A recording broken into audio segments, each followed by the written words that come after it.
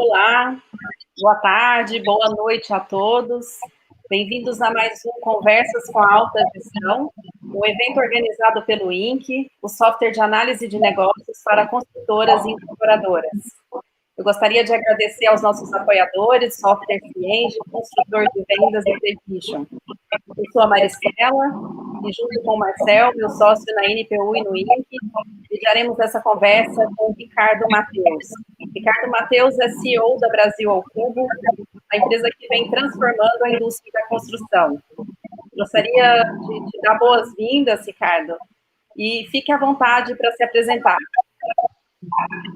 Bom, gente, muito obrigado aí pelo convite, né? Como já mencionado, meu nome é Ricardo Mateus, eu sou fundador da empresa Brasil ao Cubo, hoje atuo no cargo na direção, né?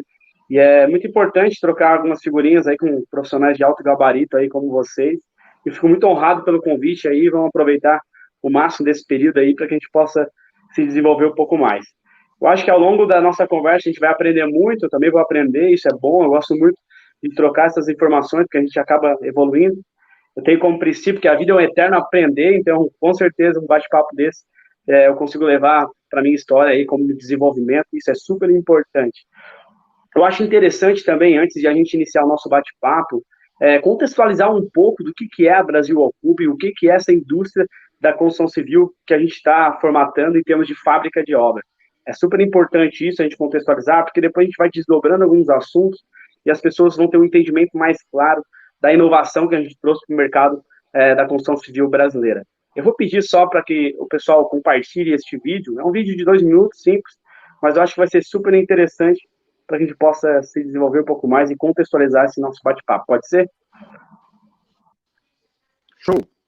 Olá, meu nome é Ricardo Mateus, eu sou engenheiro civil e engenheiro de produção, especialista em construção metálica e hoje fundador da empresa Brasil ao Cubo. A Brasil ao Cubo nasceu em 2016, com a missão de solucionar os problemas envolvidos na construção civil, como, por exemplo, o desperdício vindo dos métodos convencionais da construção e a falta de padronização e agilidade nos processos. Tivemos a visão de que a indústria civil era a única indústria que não acontecia dentro de uma fábrica. Então, desenvolvemos um produto inovador, a construção off-site, que possibilita que obras, independentemente do local de instalação, possam ser fabricadas dentro de um ambiente controlado, com processos padronizados e um rigoroso controle de qualidade.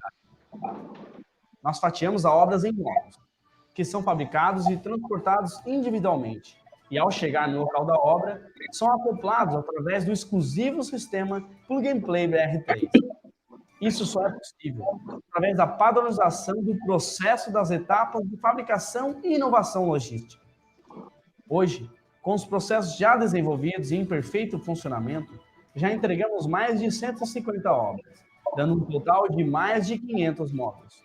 Entregamos obras grandiosas em questão de dias, como o Hospital Emboimirim, em São Paulo, construído para o auxílio do tratamento das vítimas da Covid-19 e contam com 1.350 metros quadrados e um prazo recorde de 33 dias. Além de outros 4 hospitais com prazos igualmente reduzidos. Em menos de 4 anos, crescemos exponencialmente e contamos com a força de mais de 300 colaboradores. Acreditamos na industrialização da construção civil. Por isso, não medimos esforços para fazer com que o futuro seja hoje. Bom, é isso, pessoal. Em termos de contextualização, é isso que eu tinha para passar, e eu acho que agora a gente pode ir trocando algumas figurinhas aí. Poxa, Ricardo, saudações, satisfação tê-lo com a gente, né? Poderia falar que você é uma persona, né, desse ambiente de construção civil, que está fazendo algo muito diferenciado, né? Eu trabalho com implantação de RP há mais de 26 anos e vendo que você está colocando no mundo e aqui no Brasil é muito espetacular, né? Tu vê esse vídeo, eu falo assim, cara, como a gente consegue chegar num ponto desse, né? E aí vem muito da raiz, né, e do impulso inicial, né? Então eu queria te perguntar, Ricardo, como é que surgiu esse impulso de inovação da Brasil ao Cubo, né? De onde você trouxe esse impulso? Como é que nasceu isso tudo? Bom, primeiro, antes de mais nada, gostaria também de frisar que nem tudo é flores, né? Já teve alguns momentos da minha vida, inclusive confundido com a minha carreira profissional, que deram coisas erradas também. Eu acho que o momento que a gente está vivendo é brilhante, mas se pegar um pouco do passado, teve algumas coisas que de fato eram erradas. Então, essa resiliência, né?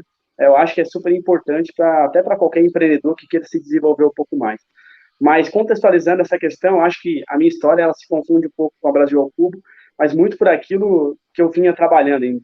No ano de 1999, eu iniciei no mercado de trabalho, então eu fui trabalhar numa empresa de estrutura metálica, empresa do meu pai, a Imetu, estruturas metálicas. E aí ali eu fui soldador, montador, estruturas metálicas, e aquela questão de ele já fazia galpão, né? Então já tinha uma parte industrializada da obra, né? Tu já pegava algumas vigas, algumas tesouras, fabricava e depois transportava. Isso era muito importante. Quando eu faço engenharia civil em 2005, 2007 eu faço um programa de iniciação científica na universidade para estudar um processo ainda muito embrionário, falando de 13 anos atrás, né, que era o sistema Light Steel Frame, que estava recém-chego no Brasil, ainda muito embrionário, mas lá nos outros países um pouco mais industrializado. E aí, em 2009, eu faço um trabalho de conclusão de curso, né, e aí com o título de Dimensionamento de uma Residência Unifamiliar em Light Steel Frame.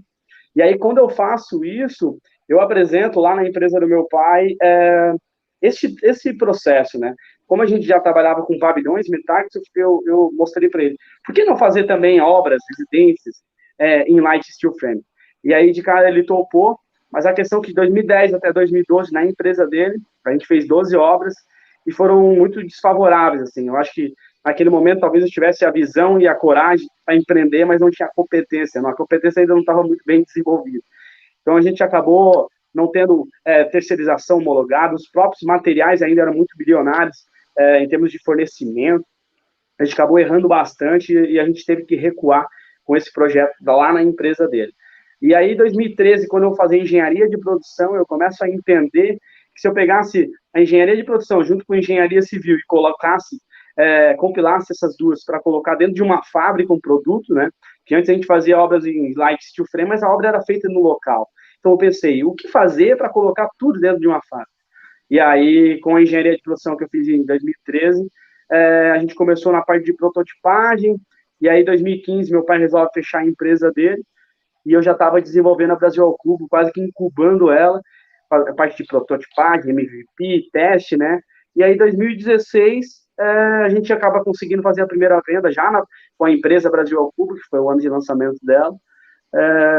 2017 acabou vendendo 17 obras, 2018 a gente cresceu 300% em relação a 2017, e assim a gente vem crescendo mais 1.200% em 2019, e cá estamos em 2020 aí, momento caótico da humanidade, com crescimento exponencial novamente, algo em torno de 300 milhões. Eu acho que é mais ou menos nessa linha aí que a gente está indo.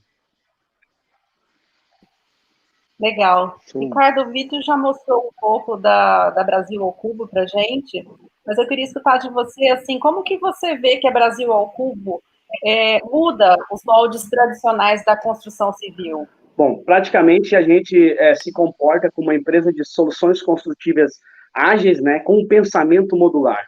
Não necessariamente a gente precisa pegar uma obra de maneira volumétrica, fatiar ela, colocar dentro de uma fábrica e transportar. Eu acho que isso é a essência máxima da construção modular em si. Mas facilmente o pensamento modular, tendo como base aí visão de empresa, a questão de soluções construtivas ágeis, faz com que qualquer tipo de obra a gente tenha um pensamento. O que dá para fazer dentro de uma fábrica que a gente consiga chegar praticamente pronto dentro do canteiro de obras. Então, é dessa maneira que a gente se comporta, né? Então, não necessariamente a gente faz apenas as obras ali dentro da fábrica. Tem obras, por exemplo, de pavilhões metálicos que a gente faz a cobertura modular. Então, isso é muito importante, esse pensamento. Tem fachadas, por exemplo, que a gente faz retrofit em brises modulares, de só ir encaixando e tudo se desenvolver. Isso, eu acho que, de fato, é o pensamento da Brasil ao Cubo. Então, em outras palavras, a gente pegou uma obra que antes acontecia no canteiro e trouxe o máximo dela para dentro de uma fábrica, numa linha de produção, onde os custos são mais elaborados, controle de pessoal, os intempéries da natureza lá não ocorrem. Então, isso é super importante. Ricardo, com toda essa mudança que você já está fazendo no presente, já está bem na frente, né? Tu olha para o lado, né? E vê que está bem na frente, né? Hoje, na modos construtivos aqui no Brasil, né? Eu te perguntaria qual é a tua visão ainda do futuro? O que você consegue enxergar em relação a isso que vocês estão fazendo? Bom, eu acho que é um caminho sem volta, né? Isso já está claro para mim, já vem acontecendo em outros países em larga escala. Essa industrialização, ela precisa acontecer pelo seguinte fato, né? A escassez da mão de obra cada vez mais vai ser maior. Eu acho que, principalmente no nosso setor da construção civil, a gente vai ter aí um momento muito crítico nas próximas décadas. Eu acredito que isso vai fazer com que a industrialização da construção civil ainda tenha uma aceleração ainda maior, porque é uma necessidade da industrialização, principalmente por esse gap aí que a gente está encontrando de mão de obra. É um caminho sem volta, isso está claro para nós.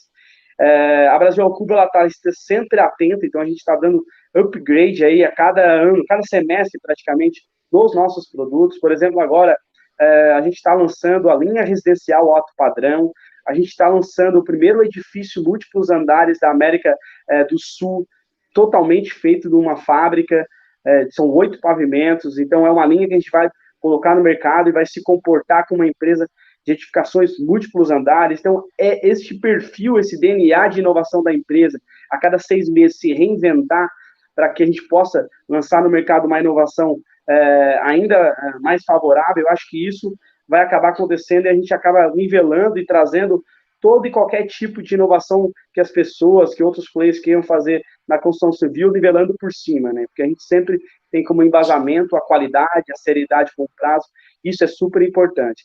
E aí, só para finalizar essa questão dos edifícios, a gente vai instalar ele, né? Essa é a promessa, então a gente está iniciando a fabricação do quinto pavimento dentro da fábrica, a gente quer deixar os 8 pavimentos prontos dentro da fábrica e vamos instalar ele em apenas 15 dias, a partir de dia 1º de fevereiro. Então, isso é muito importante, vai ser mais um marco aí na construção civil brasileira, porque imagina um prédio de 8 pavimentos, quase 3 mil metros quadrados, ser erguido aí em 15 dias. Então, isso é super importante e é mais uma inovação que a gente traz. Legal. Ô, Ricardo, e qual que é a missão e os principais valores da Brasil ao Cubo? Bom, a gente tem como missão, a Brasil ao Cubo é uma empresa de soluções construtivas ágeis com pensamento modular, focada necessariamente na sustentabilidade e também com uma visão de tu ter ali as pessoas que estão engajadas nesse time, para a gente possa cada vez mais evoluir, e aí tendo aí como missão, em termos de valores, ajudar pessoas que querem ir para frente, a ir para frente de fato. Acho que isso é muito importante. Tem 3 verbos que a Brasil ao Cubo ela tem como princípio aqui, que é o aprender, ganhar e dividir. Então, a gente tem isso muito claro, eu acho que isso é super importante, é um valor bem marcante na nossa empresa, essa questão do dividir, porque quando a gente divide, a gente acaba multiplicando lá no final. E quando a gente fala de dividir, eu acho que passa necessariamente pela parte financeira, mas também passa necessariamente pela parte de conhecimento, né? Eu acho que as pessoas, elas acabam se desenvolvendo pelo conhecimento alheio, né? Quando eu falo conhecimento alheio, eu falo dos outros. Eu acho que a gente tem muito o que passar e eu acho que esse DNA da Brasil ao Cubo aí que todos precisam evoluir, todo mundo junto, é super importante e está sendo para o nosso resultado aí super favorável que vem acontecendo em 2020. E como é que você trabalha hoje o mindset de alto desempenho do time, Ricardo? Que é essa questão de trabalhar isso constantemente? Bom, a gente tem alguns princípios que fazem com que as pessoas tenham um pensamento evoluído, né? Eu acho que tudo isso que a gente vem desenvolvendo, entregando, em termos de compromisso com a entrega, qualidade, acaba angariando e trazendo talentos para a companhia para que eles possam se desenvolver. A gente incentiva muito o desenvolvimento de cada um aqui dentro, isso é super importante, né? Eu também não quero contratar nenhum funcionário que eu tenha que dizer para ele o que ele tem que fazer, então a gente faz essa seleção para entender quem estará aqui apto, portanto, para estar na Brasil ao Cubo, porque ele tem que trazer conhecimento também. Eu acho que a vida é um eterno aprender, mas também tem uma troca de figurinha muito importante. As pessoas que entram aqui dentro, de fato, elas têm que agregar, têm que somar, têm que viver um sonho que um dia foi meu, mas não é só mais meu, né? A gente está falando aí, eu tenho 12 sócios, isso é super importante. Ao longo de todo esse processo, eu acabei trazendo pessoas super importantes aí para cada ponta, cada departamento ter uma liderança, e enquanto sócio, eu pratiquei, graças a Deus eu tive esse conhecimento de eu aprender, ganhar e dividir, e também dividir participação da empresa. Eu acho que isso foi muito importante para a nossa evolução, né? E a gente tem algumas metodologias aqui que é super importante. Por exemplo, a gente entrega um hospital em 30 dias, por exemplo. E uma metodologia que a gente utiliza aqui é que 80% de todo o escopo do projeto precisa ser resolvido 3 dias depois do fechamento do contrato. Isso é uma premissa dentro da Brasil ao Cubo. Então, todos os departamentos trabalham em conjunto para que 3 dias depois do kick-off dessa obra, a gente tenha 80% desse escopo pronto. Então, a gente está falando aí de toda a lista de material, então o suprimento já está alinhado, o próprio almoxarifado já está alinhado para verificar se aquele material está ali nos próximos 3 dias, e aquele 20% que falta, a gente acaba produzindo ou desenvolvendo o projeto ao longo desses 30 dias de entrega de um hospital, por exemplo. Então, isso é muito importante, é uma metodologia que faz com que o mindset das pessoas comece a mudar um pouco para essa questão pô, eu preciso entregar, eu tenho um compromisso com a entrega, a empresa é isso, né? Ela vende prazo, então eu preciso estar engajado o suficiente para que possa evoluir nesse sentido. Então, é isso que a gente leva para os nossos colaboradores, sócios, e isso é super importante de estar alinhado. Ricardo, num ano complexo como esse, né, de pandemia, e vocês aí com um super crescimento, né, qual foi a sua primeira reação quando veio aquele início de pandemia ali, aquele lockdown? O que passou na sua cabeça? Bom, era um momento... Hoje a gente vê que realmente é um momento caótico da humanidade. Isso de fato, mudou completamente a forma do pensamento que todos tinham, né? Pode ser do nível social mais baixo ao mais alto, todos tiveram que se adaptar e ter um entendimento mais claro do que é o mundo, né? Quais são os seus valores. Acho que foi um momento de a gente revisitar também a questão dos nossos valores, o que é vida, o que é profissional, o que é pessoal. Eu acho que esse momento foi muito importante para a humanidade, a gente vai avanços muito favoráveis, eu acredito muito, porque na crise eu acho que as cartas elas são redistribuídas, né? E quando essas cartas são redistribuídas, as pessoas que vão receber as melhores cartas são as pessoas que estão participando de uma inovação. E como a Brasil ao Cubo estava inovando naquele momento, em 2019, por exemplo, a gente já havia crescido 1.200%, a gente já tinha obras entregues praticamente por todas as regiões do Brasil, né? Então, portanto, a gente estava apto e o time estava correto, com o produto certo, para a hora certa, para aquilo que era uma necessidade real. Então, naquele momento, com certeza, quando a gente viu que as coisas estavam acontecendo daquela maneira, a gente verificou que haveria, sim, uma necessidade de novos hospitais no Brasil. E a Brasil ao Cubo, como ela se comportava como uma empresa de soluções construtivas ágeis, a gente estava com o produto certo para o momento certo. Dessa maneira, a gente conectou alguns players estratégicos que já eram nossos clientes, né, como Ambev e Gerdau, e aí a gente se dispôs, fez um pré-projeto e apresentou por que não entregar isso para a sociedade. De cara, eles toparam e aí a gente conseguiu evoluir no primeiro hospital, e depois disso foram 5 hospitais, e a gente conseguiu entregar esses 5 hospitais em 115 dias, realmente um recorde histórico na construção civil brasileira em obras hospitalares. E hoje é basicamente isso. Então, naquele momento, a gente transformou aquilo que poderia ser um limão em uma limonada. Eu acho que é um momento caótico, várias pessoas perderam vidas. Meu avô, por exemplo, perdeu a vida morrendo de Covid, é uma coisa bem marcante para nós também. Mas eu acho que a gente soube aproveitar, mesmo que um momento muito delicado, mas pelo menos profissionalmente a gente acabou desenvolvendo, fazendo com que pessoas se desenvolvessem, gerando mais emprego, empurrando de fato o Brasil para frente por meio do nosso empreendedorismo. Então, é mais ou menos isso que a gente faz uma retrospectiva aí do ano de 2020. Olhando esse monte de realização, Ricardo, o que eu vou te fazer uma pergunta que agora vindo lá de dentro, tá? O que te impulsiona como ser humano para fazer essa máquina girar? Bom, eu já comentei, né, que a nossa missão, e principalmente vindo do nosso DNA, é ajudar pessoas que querem ir para frente a ir para frente de fato, né? Então, essa missão pessoal, isso é muito importante porque estamos todos alinhados, né? E quando a gente coloca o aprender, ganhar e dividir, que são os nossos verbos, à frente de qualquer questão, isso faz com que o lado humano do empreendedor ele fique aflorado, né? Hoje, por exemplo, a gente veio fazer uma visita técnica na obra de Uberlândia, que a gente está tocando aqui para a Ambev, uma obra muito grande, realmente, a gente está fazendo um pavilhão de 15 mil metros quadrados, então eu vi um engajamento muito grande do time. Aqui, por exemplo, a gente está com 180 pessoas, e quando tu vê tudo isso, essa entrega, essa dedicação, aí tu vê que tu tá no centro do propósito daquilo que Deus quer para a tua vida, e isso é super importante.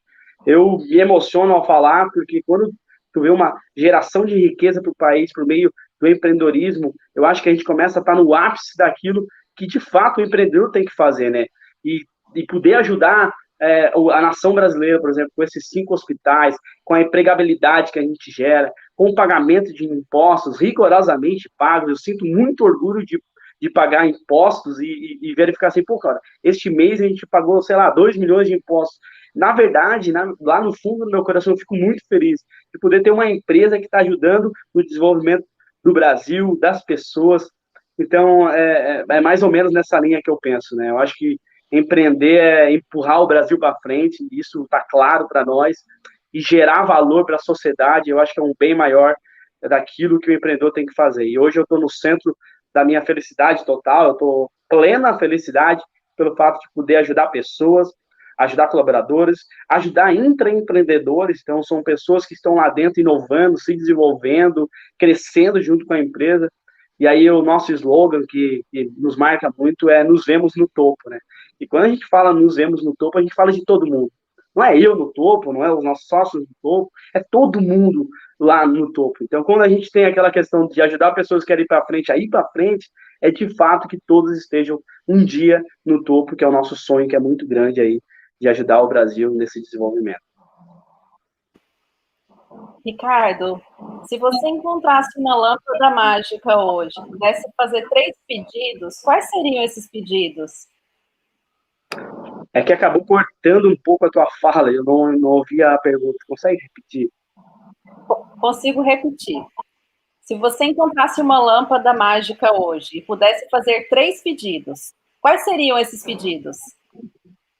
Bom, primeiro é que a humanidade encontrasse, de fato, uma vacina eficiente aí, para que a gente pudesse, de fato, tirar essa questão da Covid, porque é super importante para a evolução humana, que todos sejam vacinados aí, de fato, a gente não tenha mais essa questão da Covid. Eu acho que isso é um dos pedidos, assim, a curto prazo, né? Eu tenho alguns sonhos, alguns outros desejos, mas um pedido lâmpada mágica, eu não acredito muito nisso. Eu acredito muito na entrega daquilo que tu planta e tu colhe. Mas entre o plantar e o colher, a gente não pode esquecer do regar, né? O regar é super importante. Eu acho que hoje eu vejo uma molecada que realmente tem algumas pessoas que até plantam de fato, as pessoas começam a enxergar, estão enxergando que o plantio faz sentido, mas eles querem uma colheita muito imediata, né? Eu acho que isso é uma coisa que, se tivesse como deixar uma dica aí para a molecada que está começando, e tem que entender de fato que temos que regar. Não adianta só plantar da maneira correta que tu vai colher. Se tu não regar, realmente tu não vai colher. Então, isso eu acredito muito no empenho das pessoas que querem se desenvolver. Então, quando tu faz uma pergunta, se eu tivesse uma lâmpada mágica, o que eu queria, eu não acredito muito. Eu acredito que as pessoas possam se desenvolver. Então, para o meu desenvolvimento, eu vou buscar mais conhecimento, eu vou buscar mais network, eu vou estar conectado com players estratégicos para que possa me levar profissionalmente para outros patamares. Então, é mais ou menos nessa linha que eu enxergo o nosso futuro a médio prazo. A curto prazo, de fato, fica aí com a questão do combate à Covid. Ricardo, tu passa muito entusiasmo e muita crença, né? Tu fala assim, estou no meu momento pleno de felicidade, né? Estou vendo as pessoas crescerem, todos no topo, né? É algo assim que a gente escuta e vê. Eu converso com a tua equipe ali, eu vejo o quanto que eles são dedicados, todos eles, né? E se entregam ao máximo à organização. A minha pergunta é que a gente passa por um momento difícil, né, Ricardo, às vezes, né? A gente passa por pressão, às vezes, né? E mesmo que a gente jogue para frequência positiva, né? A gente tem momentos que, às vezes, a gente não acorda tão bem, né? Como é que você consegue? Quando isso acontece contigo, qual é o teu exercício que você faz para se manter nessa crença, nesse empoderamento que você tem, cara? Cara, é o seguinte, né? Nem sempre toda a expressão que agora eu estou colocando para vocês, ela acontece. De fato, tem momentos difíceis, momentos de tomada de decisão que consomem energia. E eu, como na liderança da empresa, existem algumas tomadas de decisão que eu acabo tendo que tomar, até com meus sócios, desdobrando para o conselho, mas sempre tem algumas tomadas de decisão que consomem energia e acaba fazendo com que a gente se aborreça, ou talvez naquele momento tu tem uma tomada de decisão que tu enxerga como favorável, no dia seguinte tu vê que fez cagada, isso pode gerar um problema gigantesco. Isso é normal, cara. Eu acho que a gente é humano, a gente acaba errando. Às vezes a gente tem um certo descontrole também, nem tudo é flores, tá? Tem um momento delicado onde a gente dá uma resposta e poderia ter esperado aí uns 10 segundos, isso acontece diariamente. Ninguém está falando aqui de um homem de ferro, a gente acaba errando.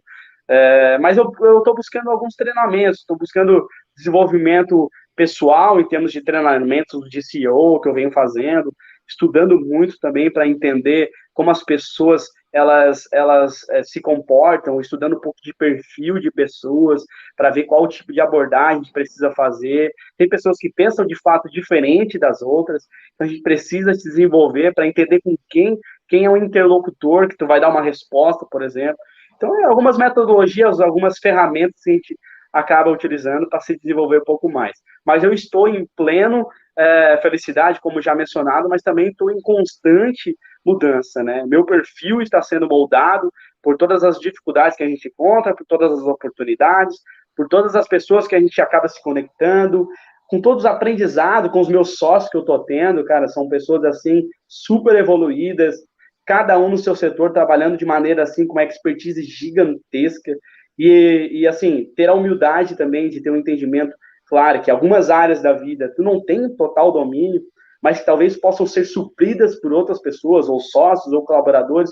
Eu acho que é uma grande evolução que eu estou tendo, e ter esse entendimento faz com que eu tenha uma clareza mais facilitada e ter uma certa facilidade aí para gerir tudo isso, todo esse crescimento que a gente acabou fazendo, né? Então, essa humildade de entender que tu não é bom em algumas áreas, que tem pessoas melhores do que tu naquelas áreas, eu acho que está trazendo uma certa facilidade para mim e ter um entendimento que tu precisa de time, fazer time, entender que tu precisa dos colaboradores, sozinho tu não vai em lugar nenhum, tu precisa de fato estar linkado a essas pessoas, é um grande salto aí que eu estou entendendo e está nos facilitando para que eu tenha uma clareza e uma facilidade na direção de tudo isso. Ricardo, nós vimos que vocês estão indo para o ramo de imóveis de alto padrão. Como é que está esse novo desafio? Isso, como bem comentado, né? A gente vem fazendo alguns upgrades em relação ao nosso produto, a inovação em novos modelos de negócio, novos mercados, e a gente precisa de fato evoluir. A Brasil ao Cubo, por exemplo, o protótipo dela era uma casa, por exemplo. E a gente acabou deixando um pouco em stand-by a linha residencial, focando um pouco mais no comercial, também nas obras industriais, porque isso traria uma recorrência nas vendas mais facilitada para nós, e quando a gente tivesse uma robustez maior em termos de empresa, daí sim a gente poderia voltar naquele sonho de industrializar a construção civil por meio de residências, né? E a gente escolheu o alto padrão pelo fato do alto valor agregado que a gente está trazendo para essas residências, né? Então a gente está escolhendo alguns terrenos estratégicos aí do Brasil para que a gente possa incorporar também. Então a gente vai fazer algumas casas e depois vender, e a gente está estudando também, porque assim, eu entendo que tudo tem que ser prototipado, né? Validado, indo para o mercado, e o mercado vai dar resposta para que possa se desenvolver. Então a gente está fazendo essas duas primeiras casas para ter um entendimento claro de custos, de prazo, de acabamento, de fornecedores. Então a gente está validando tudo isso agora até o final do ano, e aí no próximo ano a gente vai acelerar com as vendas aí, e vamos entender o melhor caminho, se de fato a gente vai para o lado de incorporação, ou se a gente vai fazer um B2C, de fato, vender direto para o cliente. Maristela, caiu, faz a pergunta. Vocês não estão Deu um ouvindo? probleminha técnico. Marcel, eu estou te ouvindo. Mas vocês me ouvem? Estou te ouvindo, Ricardo. Pode continuar. Tá me ouvindo? Tá. Estou te ouvindo também, Marcel. Pode continuar, Ricardo. Bom, deixa eu dar continuidade aqui. De fato, é uma questão de testes que a gente está fazendo e vamos explorar essa área de construção de residências alto padrão, com certeza, porque o resultado está ficando fantástico, assim, tá um acabamento super favorável, um prazo muito bem claro, e a gente consegue instalar uma casa em uma semana, por exemplo, então isso vai ser muito fantástico e é mais uma inovação que a gente vai trazer para o mercado brasileiro. Certo. Ricardo, como é que foi o processo de entrada aí de novo sócio, né, na Gerdau? Como é que você trabalhou para isso? Bom, vale salientar realmente, a Brasil ao Cubo hoje ela foi adquirida pela Gerdau, 33% de participações, né? E também é importante também salientar que 2/3 da empresa, da companhia, ainda dos sócios fundadores, então a gente tem o controle da companhia. Era uma premissa muito importante para a gente linkar com qualquer player estratégico, né? A gente buscou também trazer um player estratégico que traria inovação para dentro do nosso produto, principalmente como um fornecedor, como a Gerdau hoje ela é a principal fornecedora da nossa principal matéria-prima, que é o aço, né? Então, ter um player estratégico para nós está sendo muito favorável. A gente participou de um programa de aceleração na Endeavor, né? Então, a importância das conexões também, né? Isso a gente sempre fala aqui dentro da companhia, que a importância dessas conexões é muito importante porque tu acaba se desenvolvendo, conhecendo novas pessoas e tendo novas oportunidades. Então, a gente participou de um programa de aceleração de scale-ups da Endeavor, né?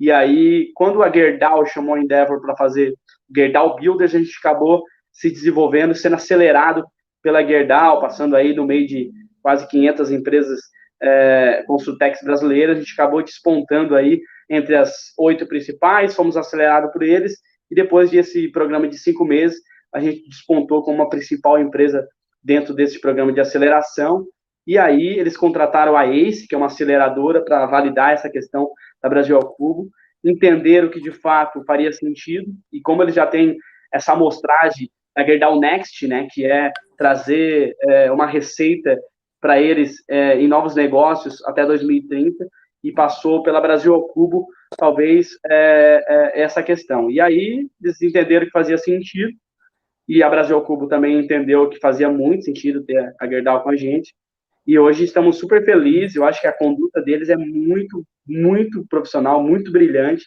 está aprendendo muito com eles, está sendo bem favorável assim, as reuniões que ocorrem de alto nível, eu acho que está levando a nossa régua aí para cima, e está sendo super legal ter a Gerdau aí como sócio. Legal, Ricardo. A gente teve 2 outros webinars essa semana, né? Tanto na terça quanto na quarta. O Fábio e o Cláudio trouxeram ali a questão da ambidestria organizacional, né? De cuidar bem do curto prazo, mas também trabalhar muito em estratégia e inovação a longo prazo. No caso da Brasil ao Cubo, vocês estão nascendo inovando, né? Então, como é que são esse trabalho de vocês de cuidar dos KPIs, cuidar de plano de ação no curto prazo e aí manter essa inovação a longo prazo? Como é que vocês trabalham isso? É que a gente tem setores bem específicos dentro da empresa, né? Tem pessoas que trabalham para o hoje e tem pessoas que trabalham para o amanhã. Então, isso é muito importante. E é legal que quando tu vai numa reunião de conselho, essas pessoas que estão trabalhando por hoje, que eu falo, elas estão lá, dedicadas, se esforçando ao máximo para entregar resultado a curto prazo. Isso é super importante, porque deixa a empresa sustentável o suficiente para poder inovar. Não adianta, a gente sempre fala aqui, não adianta a gente só trazer uma inovação se no final do dia a gente não ter essa sustentabilidade financeira para que a gente possa se desenvolver ainda mais.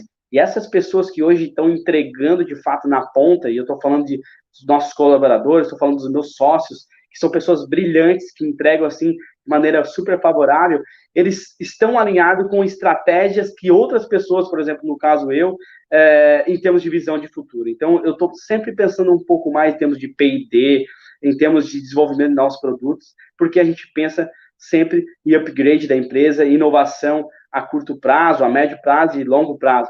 E é legal que quando tu leva isso para uma reunião de conselho com as pessoas que estão trabalhando pelo presente da Brasil ao Cubo, eu costumo dizer assim, eles trazem inovações assim fantásticas, visão de futuro fantástica, para que possa me auxiliar nesse desenvolvimento, para que a gente possa juntos pensar a curto e médio prazo. Então, é importante dividir um pouco disso. Então, eu agradeço pelas pessoas que estão na frente, entregando hoje, mas também eu tenho essa visão de futuro, e aí alinhado entre as pessoas que hoje estão na empresa, com esses KPI, com toda essa questão de um RP bem formatado, todo o fluxo em termos de departamentos, os suprimentos alinhado com o departamento de engenharia, com o PCP, que é alinhado com o financeiro, que é alinhado com a fábrica, com a engenharia, a arquitetura. Então, isso é super importante, né? Tu ter esse alinhamento a curto prazo, mas eu acho que ter essa visão estratégica, que está também no meu DNA, em termos de inovação, está sendo também bem válido para que a gente possa enxergar um futuro brilhante aí para o Brasil ao Cubo.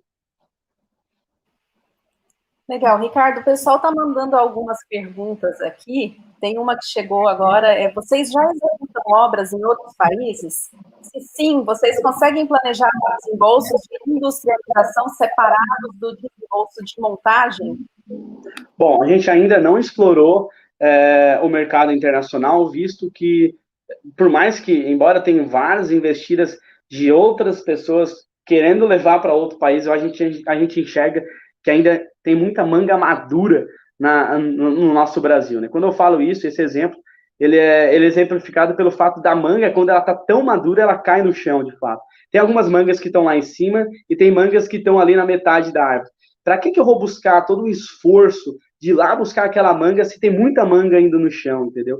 Então a gente enxerga que internacionalizar a empresa neste momento é querer subir no pé para pegar uma manga que está lá em cima, e aí, em outras palavras, tem muita manga no chão ainda, é por isso que a gente está focado inteiramente no Brasil.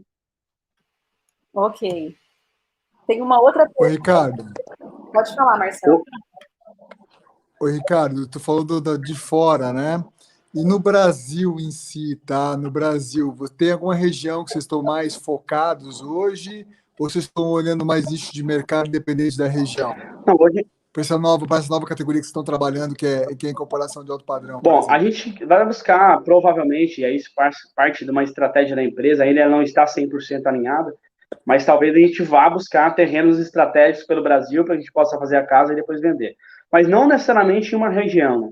Visto que ano passado, na verdade este ano e ano passado, a gente atendeu 3 estados do Brasil. A gente está falando de obras de 3.700 quilômetros de distância da nossa fábrica, que é Tubarão, Santa Catarina.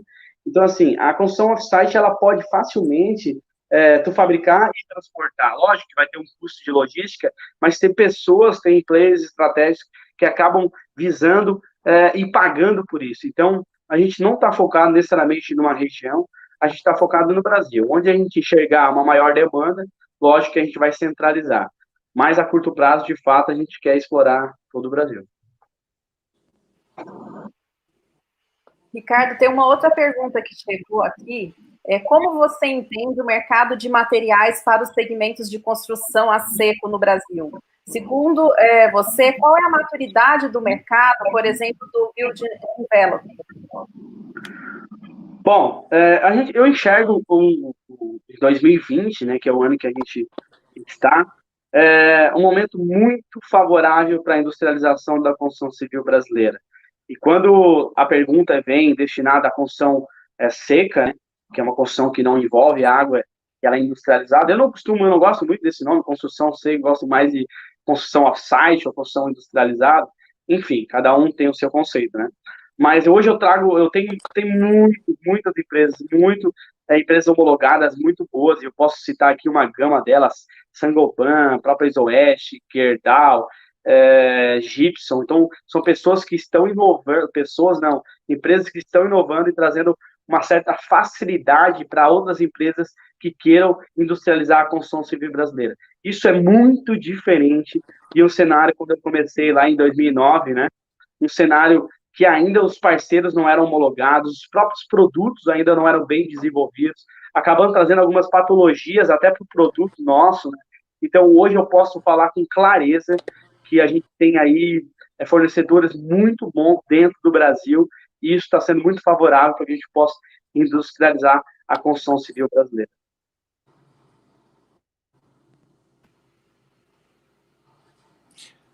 Estou falando essa questão do fornecedor muito bom no Brasil, né? A primeira vez que eu escutei que vocês iam fazer um hospital no auge da pandemia, no tempo que vocês iam fazer, eu fiquei, de certa forma, falei, cara, como eles vão conseguir isso? Porque me faz assim, vai ser fora, e a gente estava implantando RP na época, a gente estava implantando Cienge, né? E tudo junto, né? Implantando sistema, fazendo um monte de coisa, né? E aí eu falo, não, a gente trabalha com 3 turnos aqui, né? Falei, caramba! E aí tinha essa questão de entregar a coisa pronta, né? E aí me vem essa questão, né? A pulsão da fé, né, Ricardo? Tem muito planejamento, mas também, cara, imagina, porque tava tudo muito. O começo da pandemia ali foi uma loucura, né? Tava tudo parado, né? Fechado as coisas, né?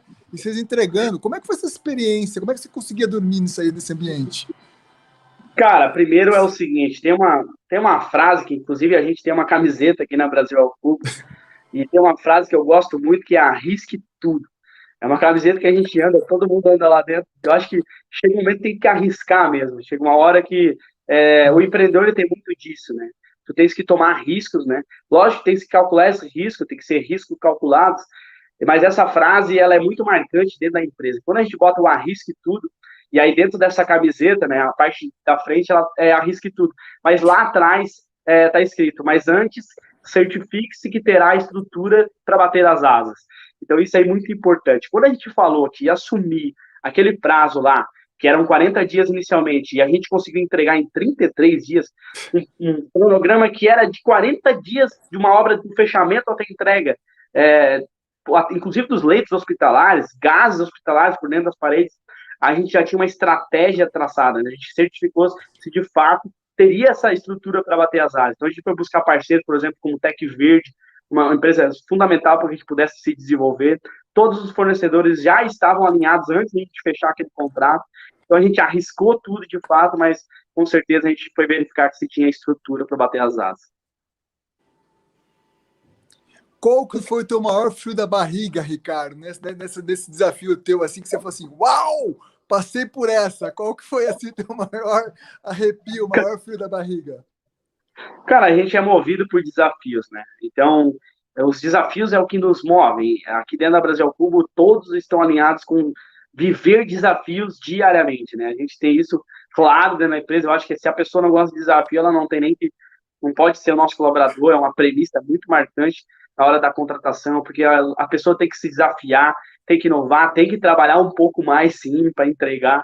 Então, isso é super importante. Mas, com certeza, este prazo aí de 40 dias inicialmente, trazido para 33, ele deu ali alguns frios na barriga, principalmente que a Brasil Cubo tem um compromisso muito grande com o prazo, a gente não atrasa a obra, isso é uma premissa clara para nós, porque o que a gente vende no final do dia é prazo, mas deu um friozinho na barriga no início, mas depois eu vi o engajamento do time, a mobilização de todos querendo entregar algo maior, né, que de fato era alguma coisa, era uma obra que salvava vidas.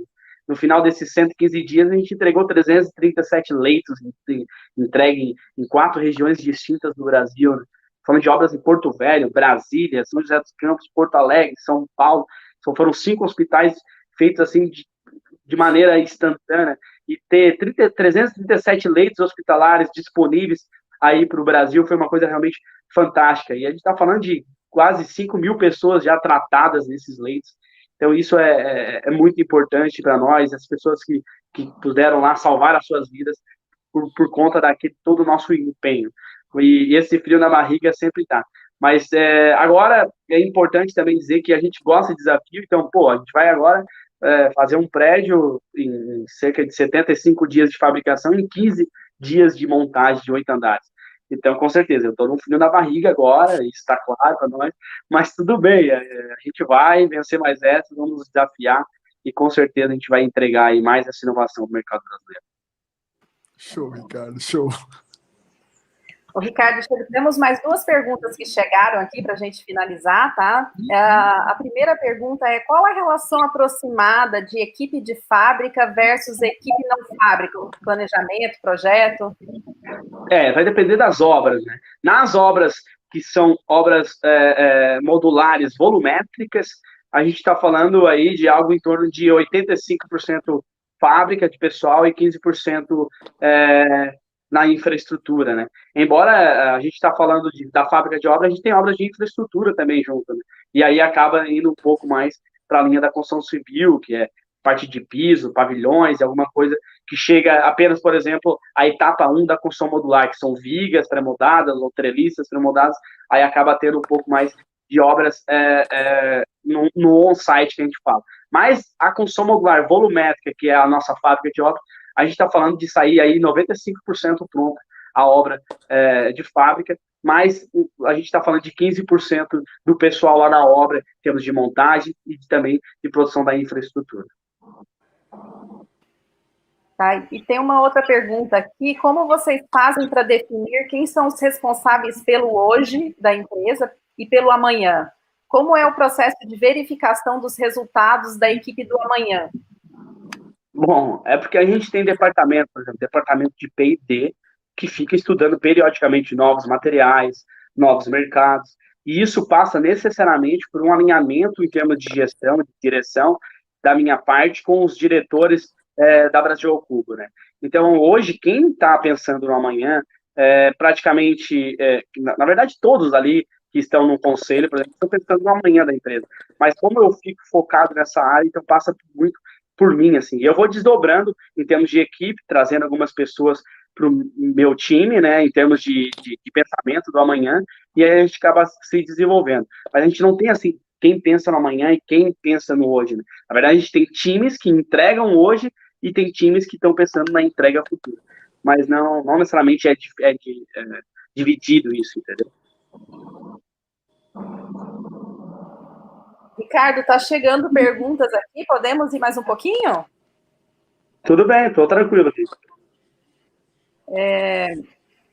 Para a parte civil, fundações, bases e acabamentos diversos, a Brasil ao Cubo possui empresas parceiras ou é responsável pela obra como um todo? Não, a gente se comporta como uma empresa de soluções construtivas. E quando a gente fala isso, a gente está entregando de ponta a ponta.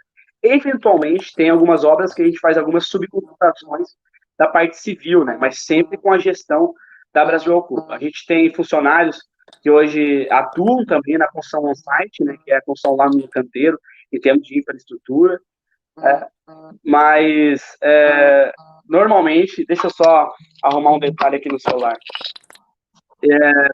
Normalmente, são equipes, nossos colaboradores mesmo que entregam, né? Tem acho que um comentário que chegou, você ditou algumas vezes os prazos de instalação dos edifícios e isso é de fato tentador.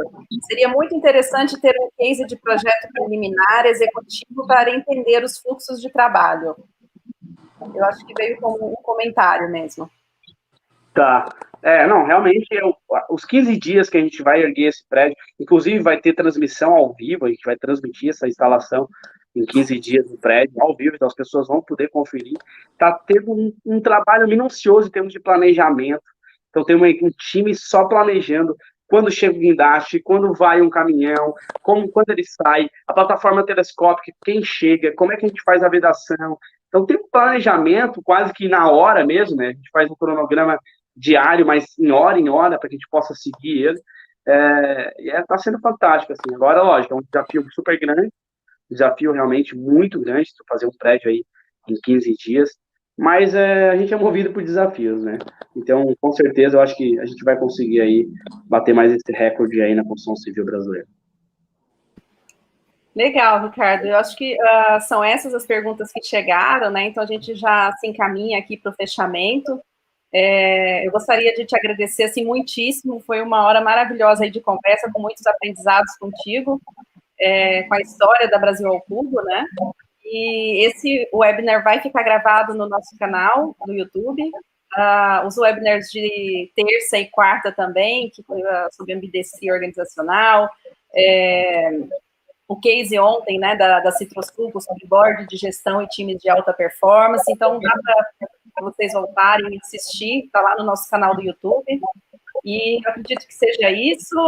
Convido vocês também para seguir as nossas redes sociais. Esse Conversas com Autogestão faz parte do nosso cronograma. A ideia é trazer pessoas que a gente possa nos ensinar mais, né? Marcel? É muito importante essa questão para nós, viu, Ricardo? O que a gente está tentando fazer é pegar esse know-how de vocês que estão mudando muita coisa e disponibilizar para as pessoas, sabe? Porque a gente acredita muito no vicário, né? Você vê alguém fazendo e fala, puxa vida, que exemplo bacana, né? Então é mais ou menos o impulso que a gente está olhando, que é a fronteira, né? Link quer dizer daqui.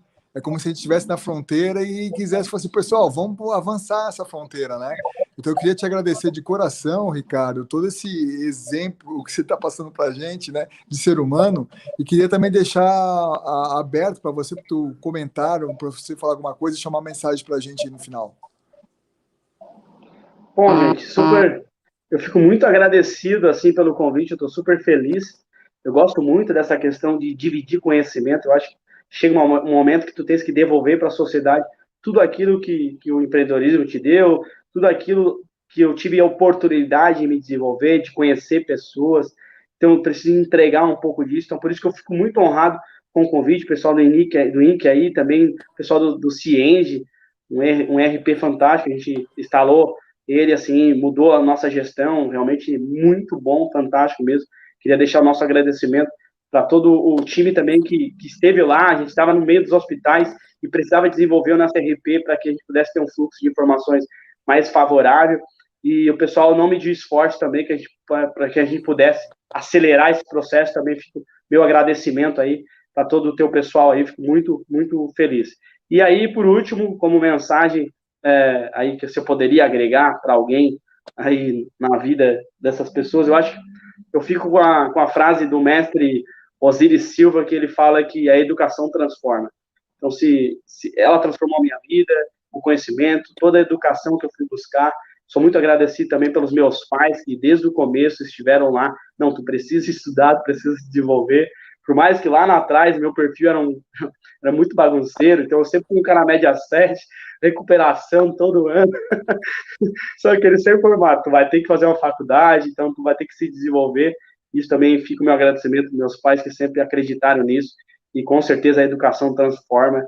Isso é muito importante, vai impulsionar o nosso Brasil aí para que possa se desenvolver muito mais. E aí eu deixo uma mensagem final aqui, em termos do que é empreender. E aí, quando me pergunto isso, empreender, 2 pontos, é empurrar o Brasil para frente. Eu acho que a nossa nação precisa cada vez mais de pessoas que querem se desenvolver, industrializar a construção civil. A gente está falando necessariamente do nosso tema principal, o nosso assunto aqui, que é a construção civil, mas todos esses outros setores. Né? Eu acho que o Brasil precisa da gente, o Brasil precisa de pessoas que queiram se desenvolver e desenvolver ainda mais a nossa nação. Fico muito honrado e muito obrigado aí pelo convite e nos vemos no topo. É isso aí. Amém. Forte abraço, Ricardo. Obrigado a todos. Forte abraço. Valeu, tchau, tchau. Tchau, tchau.